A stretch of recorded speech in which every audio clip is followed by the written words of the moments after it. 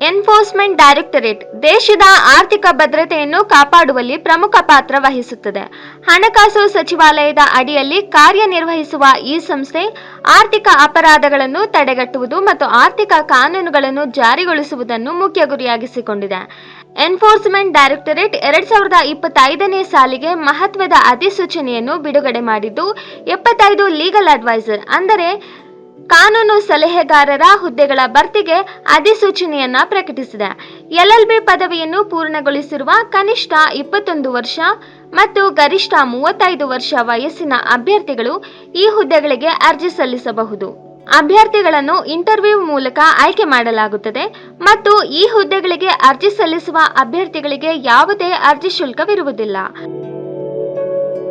ಅರ್ಜಿ ಸಲ್ಲಿಸಲು 2025ರ December 9ರಿಂದ 2025ರ December 31ರವರೆಗೆ ದಿನಾಂಕ ನಿಗದಿಪಡಿಸಲಾಗಿದೆ.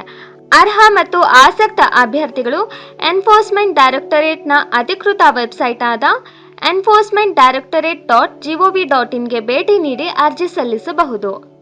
ಇದೇ ತರಹ ಹೆಚ್ಚಿನ ಮಾಹಿತಿಗಾಗಿ ಸವಾಲ್ ಟಿವಿಯನ್ನು ಸಬ್ಸ್ಕ್ರೈಬ್ ಮಾಡಿ, ಲೈಕ್ ಮಾಡಿ, ಶೇರ್ ಮಾಡಿ ಮತ್ತು ಬೆಲ್ ಬಟನ್ ಒತ್ತೋದನ್ನು ಮರಿಬೇಡಿ.